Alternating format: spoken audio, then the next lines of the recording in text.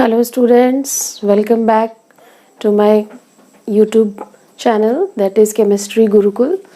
And we have already started this chapter 2 of class 9 is matter around us pure. So first part I have done. This is the second video in which you will study about mixtures. So today we will start our class. So mixture is further divided into two parts, that is homogeneous mixtures and heterogeneous mixtures. See, the definition I have already covered in my previous video. I will not revise it here. You must be knowing. So here we will discuss about these two things, that is homogeneous and heterogeneous mixture. Homo means same, geneous means phase. So when two substances, that is one is solute and another one is solvent, when they are added together or solved together, then solutions are formed. Understood? So solutions are also called as true solutions. True solutions. Why true solutions? Because when solute and solvent particles, they will dissolve together, they will form true solution, because you cannot identify the solute particles dissolved in the solvent. That's why they form true solution. For example, NaCl and water, sugar and water, even alloys also are termed as homogeneous mixtures, because we cannot make out the different component of the alloys. Understood? Now, how can we define homogeneous mixtures? Those mixtures in which the substances are completely mixed together and are indistinguishable from one another are called homogeneous mixtures. This is the exact definition you can write in your notebooks. Now moving on to the heterogeneous mixtures. Those mixtures in which the substances remain separate and one substance is spread throughout the other substance as small particles or droplets or bubbles are called heterogeneous mixtures. Now here I have used these three terms, droplets or bubbles. This you will study later on when we will classify these heterogeneous mixtures further. Understood? Now heterogeneous mixtures. See, as I have told you, homo means same, genus means phase.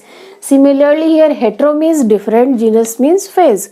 Means when particles are in different phase, they will form heterogeneous mixture. So it is further classified into two parts, that is suspension and colloids. Okay, suspension and colloids. Now I will explain these two terms in differences, means in contrast with each other, so that you can understand better. I have written here 7 points of difference. So one by one we will discuss. First I have written the definition of both the terms. First is suspension. A suspension is a heterogeneous mixture in which the small particles of a solid are spread throughout a liquid without dissolving in it. Means they do not dissolve in it. Suppose you take chalk powder and you add it into water, what will happen? It will not dissolve in it. It will some time after, the particles of chalk, they will settle down at the bottom. So they forms suspensions.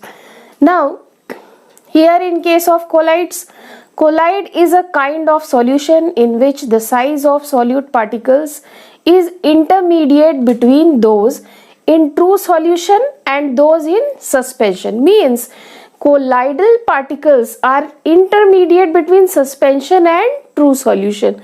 The size of particle is between these two terms, true solution and suspension. Now we will see the examples. Example, I told you one example, chalk and water mixture. Second, we can see here muddy water is also suspension. Next, milk of magnesia. Do you know the formula of milk of magnesia? Have you heard about it or not? Milk of magnesia is nothing but it is MgOH whole twice. Magnesium hydroxide is termed as milk of magnesia. Then sand particles suspended in water, even the flour in water. When you will add flour to water, it will also make suspension. Similarly, examples of colloids here: soap solution, starch solution, milk, ink, blood, jelly solutions, and synthetic detergents. So these all are the examples of colloids. Now third point, if we talk about size, the size of suspension is larger than 100 nanometer. Means you can easily see with your naked eyes. The particles are visible to us. However, in case of colloids, the size is in between suspension and true solution. This is the difference. Now next, fourth point. The particles can be easily seen. I have already told you. These particles can be easily seen. However, colloidal particles, they cannot be seen easily. Okay. Now next, fifth point, particles do not pass through filter paper, so it can be separated by filtration. It cannot pass because the size is more than 100 nanometer. That's why it cannot be separated by filter paper. So easily it can be separated. Means it cannot pass through it. That's why it can be filtered. Now fifth, colloid cannot be separated by filtration because the size of particle is less than 100 nanometer. Okay. Now sixth point, suspension are unstable, they settle down after some time. I gave you one example of chalk and water. There we could see that after certain time chalk settle down at the bottom, so that's why it can be included here. Point. Now next point here, colloids are quite stable, they do not separate out on keeping. If you will keep any colloid, particles will not separate out or settle down at the bottom. For example, if you take example of milk, have you seen any particles settling down at the bottom? No, they remain as it is in the solution. Next, a suspension scatters a beam of light passing through it. Suspension scatters a beam of light. Most of the students face problem while understanding this. I can explain it to you with a diagram here. Suppose if you take any suspension in this and throw a beam of light from here, you can see beam of light through it. Means particles has scattered the beam of light. When particle will come into the path of the light, it will scatter it due to its larger size. However, in this case also you could see the scattering, but true solutions never show scattering of light. True solutions never shows scattering of light. Scattering of light, because particle size is very small, that's why it's not possible there. So these were the points which make difference between suspension and colloids. See, suspension can be separated by filtration method, understood, but colloids cannot be separated by filtration method. Now what method is applicable for colloids to separate out? A very unique process you might be knowing or heard about it. Then that process is centrifugation method. Centrifugation method, have you seen your mothers taking out or preparing butter at home or ghee at home? She used to do centrifugation method for the separation of the cream from milk. So this is the method for separating colloidal particles. Now next is our classification of colloids. Classification of colloids. In this you could see here, colloids are further classified into 7 types. First one is Sol. Sol is Example is ink, soap solution, starch solution, and paints. See the classification, further table has been given in the video clip, you could see there. Okay. Now second is solid sol. Example is colored gemstones like ruby glass. Next is aerosol, hairspray, fog, mist and clouds. They comes under this category, aerosol. Next is emulsion. Milk, butter and face cream, these are emulsions. Now sometimes this question being asked in the exam, what do you mean by emulsion?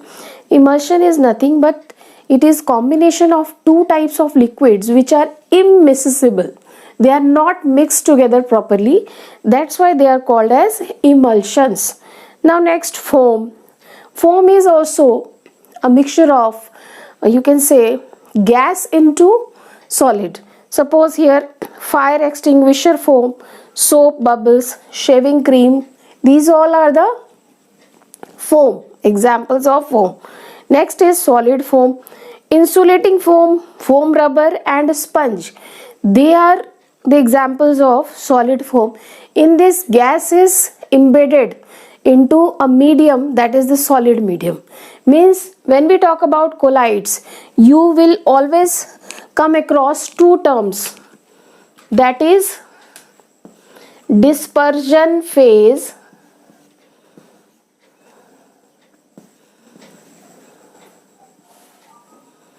dispersed phase and dispersion medium. Dispersed phase and dispersion medium. See children, as we have seen here, in case of true solution, two terms are used, solute and solvent. Similarly, in case of colloids, these two terms are used. When colloids are prepared, just like solute and solvent, you can see here, this medium is act as solvent and phase act as a solute. So when they are dissolved together or mixed together, they form different types of colloids. So different types of colloids are formed. I have given you example. The last one is gel, jellies and gelatin, which you must be knowing, and their further classification is given in the video clip. You could go and watch there. Thank you for watching. This is it for today, and we will meet on next video for further topics to be covered. Okay.